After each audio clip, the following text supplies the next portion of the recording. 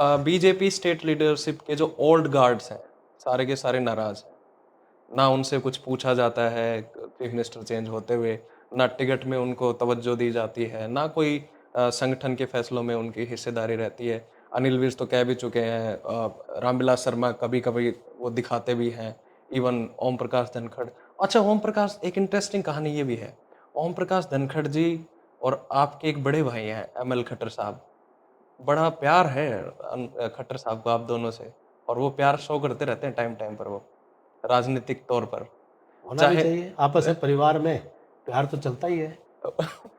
24 के इलेक्शन में अभी हिसार सीट से टिकट ना दिलवाने में आपको कितना बड़ा रोल था एमएल खट्टर का? उनका तो देखिए, उनका तो मुझे लगता है कि उनकी भूमिका को मैं नहीं देख पाता हूँ। संगठन का निर्णय है, कोई एक हुँ, व्यक्ति का निर्णय नहीं होता।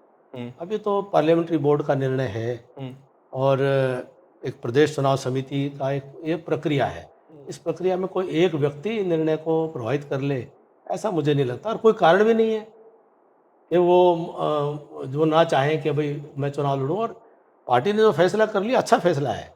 कारण तो मैं बता देता हूँ, इसलिए भी नहीं क्योंकि अगर ये जीत जाते हैं कैप्टन साहब, तो उनके बराबर के कद के नेता हैं ये। हो सकता है कि कल को उनकी जो चीफ मिनिस्टर की जो सीट है, उस पे कैप्टन साहब बैठ जाएँगे देखो, या मैं उनकी बराबरी नहीं कर सकता, बहुत हुँ, बड़े व्यक्ति हैं हुँ, और बहुत अनुभवी व्यक्ति हैं हुँ, और बहुत ही 10 साल मुख्यमंत्री रहे हैं। मेरी उनकी बराबरी कैसे हो सकती है?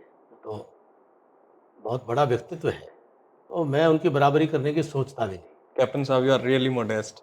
नहीं, मैं जो है वो इतने जो है बड़ा व्यक्तित्व है, हुँ, तो और मुझे नहीं लगता कि उनके मन में इस प्रकार की बात होगी। वो जानते हैं कि भई मैं हुँ, हमारे दोनों में पीढ़ी का भी अंतर है, हाँ, हमारे दोनों में कोई राजनीतिक कोई पॉलिटिकल कॉम्पिटिशन नहीं है, और वो हमारे को हमेशा उनसे, हम मुख्यमंत्री के नाते जब हुँ, उन्होंने, हम उनके मंत्रिमंडल में हम थे, हुँ, तो हमें हमेशा उनका सहयोग मिला, मार्गदर्शन मिला, कोई ऐसी बात नहीं हुई।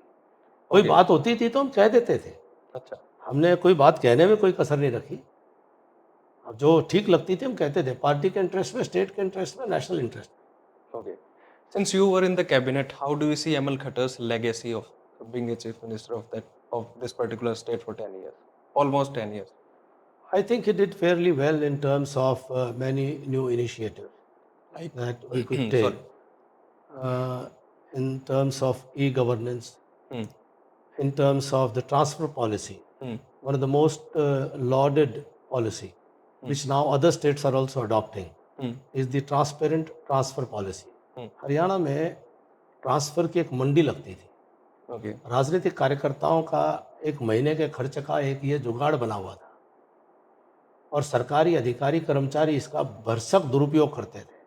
मनचाही ट्रांसफ़र लेने के लिए राजनीतिक कार्यकर्ताओं की जेबें गर्म करके, उनको राजनीति को प्रदूषित करते हुए, Hmm, राजनीति में गंदगी डालने का काम करते हुए, और फिर अपनी मनचाही पोस्टिंग पर बैठ कर के बदस्तूर लूटने का काम करने का जो सिलसिला चलता था, hmm. उसको रोकने का काम इस ट्रांसपेरेंट ट्रांसफ़र पॉलिसी से हुआ, और 90% से ज़्यादा लोगों को अपनी इच्छा के स्टेशन भी इस ऑनलाइन ट्रांसफ़र पॉलिसी से मिले। ठीक है। That was one. Okay.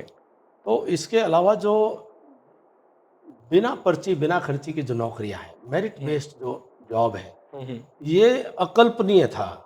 आपकी पीढ़ी इसको शायद कभी समझ ही नहीं पाएगी hmm, hmm, कि कितना पीड़ादायक था। जब मैं 1982 में कॉलेज में आया था hmm.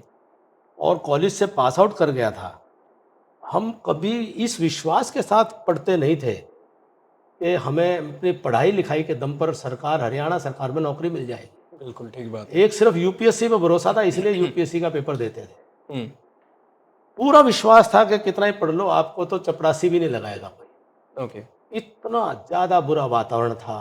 2014 तक ये सिलसिला चलता था, नौकरियां बेची जाती थी, नौकरियां बेच करके पैसे लिए जाते थे, और अपने घर परिवार के लोगों को नौकरियां लगाई जाती थी।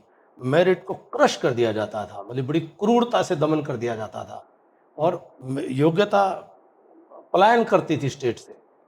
उसमें 10 साल में एक पूरे वातावरण, कॉलेज में, स्कूल में, गांव में, शहर hmm, में, hmm. कोचिंग सेंटर्स में, हर जगह स्टूडेंट में एक विश्वास बना, भाई पढ़ाई करो, नौकरी मिल जाएगी। Okay. भाई इसके ज़्यादा नंबर आ गए, उसको मिल गई, मेरे Hmm, कम आए, इसको मुझे नहीं मिली। ये जो जो ये एक बहुत बड़ी लेगेसी, हुँ, हुँ, देखिए, यू कैन ऑलवेज जज anyone from your own perspective और obviously, from your own lens. Yes. और कोई भी काम करता है आदमी, गलतियां भी होती हैं जी, हाँ, हाँ, बिल्कुल। लेकिन जो अच्छाई है हुँ। वो तो इग्नोर नहीं कर सकते।